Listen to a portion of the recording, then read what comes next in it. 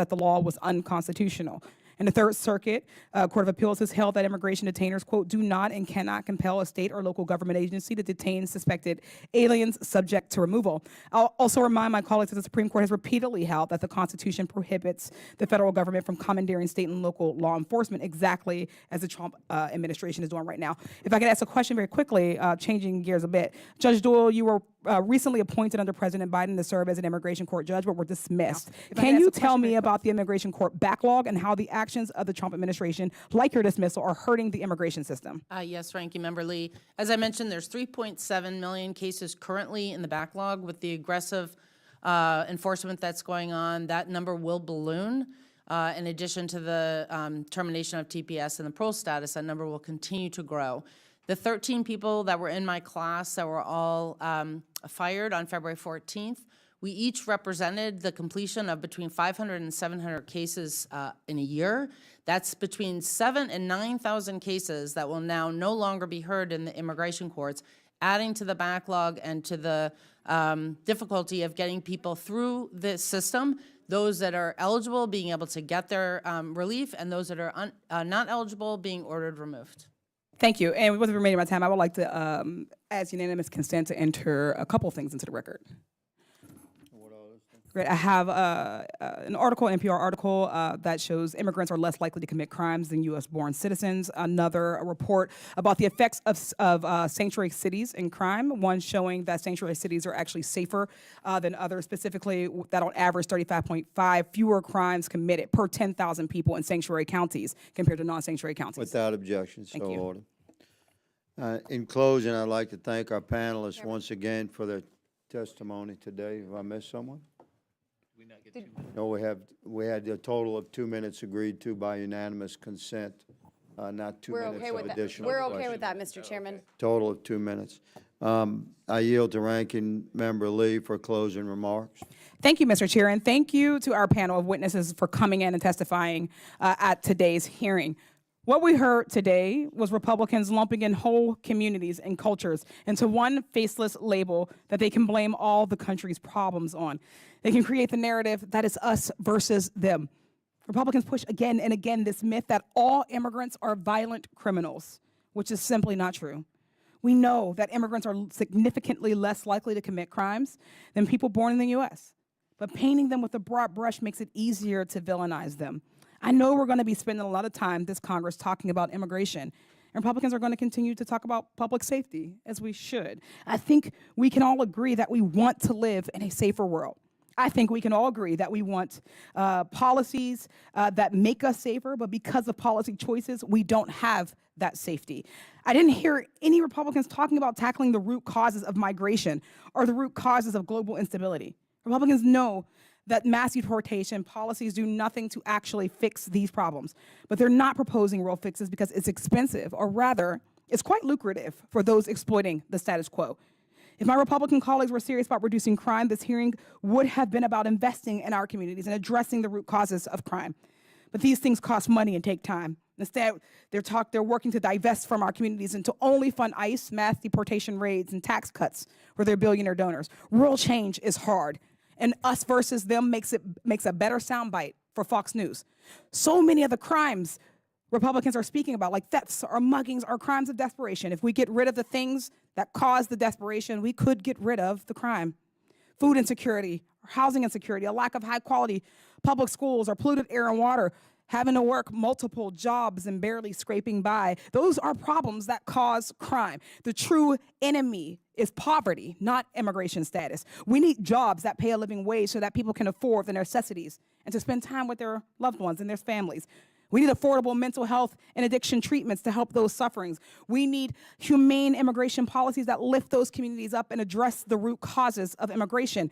Until we work on investing in wraparound services, healthcare, after-school programs, and violence interrupters, we're not having a serious conversation about crime. But the reality is that those things cost money, again, and in this age of DOGE, it's cheaper to other a community. For Republicans, sometimes it may seem easier to send ICE agents into hospitals than to make sure that those inside can afford the health care they need. It's easier to send and station ICE agents right outside of your school, your child's school, instead of spending money on resources to educate your child. Children are afraid to go to school. One reportedly wrote a goodbye note to their friend saying, "If ICE takes me, don't forget about me." If we're going to talk about criminals, we should maybe talk about the things that Elon Musk is doing, such as ransacking this country right before our eyes. He's slashing and burning government programs, putting our personal data at risk, and fattening his own bank account with government contracts.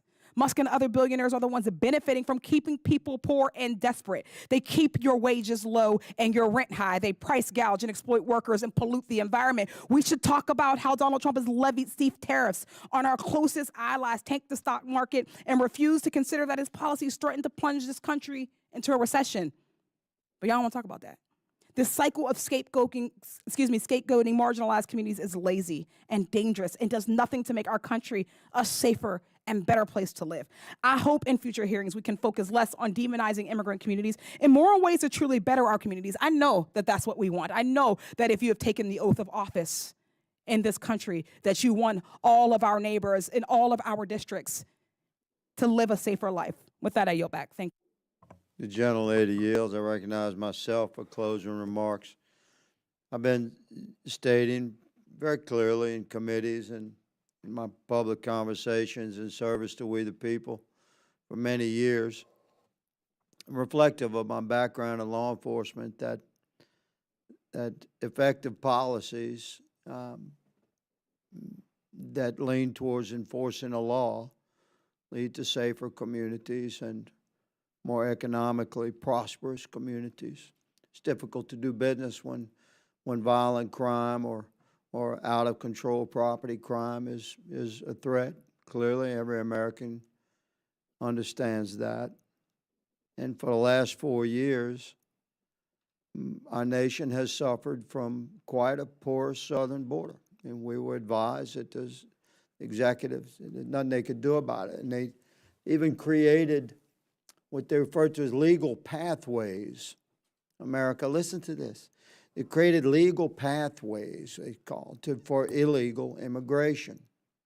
This is where a corroboration between the previous administration's executive and the cartel human trafficking business and drug trafficking is where you saw actual corroboration between our federal government and cartel operations. So folks would ask me, how long would it take to secure the border if we would enforce the law? I said, if you have a change in policy, 2 weeks. In 2 weeks, we'll have things shut down. Like the cartels will need a new business model, man, because they've been making a lot of money. Talking about $1 billion a week by some estimates. And they've been building that business model for years, like wide open, running into our country. An entire country has been the victim of cartel human and drug trafficking. And now the illegal immigrants that are what we call in law enforcement in the game, if they're involved in criminal networks, I can tell them right now, ICE is coming.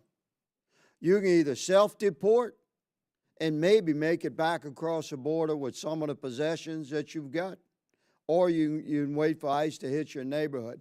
And local law enforcement and state law enforcement that is of a mind to participate with federal law enforcement operations, I'm telling all of them, get geared up, get your mind right, get your training and certification squared away, because you will very soon be given the opportunity to join task force with ICE in your state, in your community, to remove criminal illegals from your state and your community.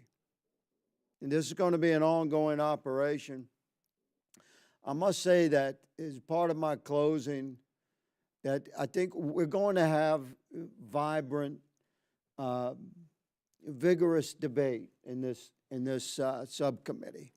As long as I'm the chairman, I'm going to encourage that debate. And I very much appreciate the ranking member meeting with me prior to this first subcommittee hearing. And I'm going to do my best to manage both sides. And I am just respectful of your engagement, Ms. Ranking Member. And I thank the witnesses for being here today. We have a lot of work to do. This subcommittee is going to be a part of the restoration of law and order in our country. And with that, I remind that all members have 5 legislative days within which to submit materials and to submit additional written questions for the witnesses, which will be forwarded to the witnesses for their response. If there's no further business, without objection, the subcommittee stands adjourned.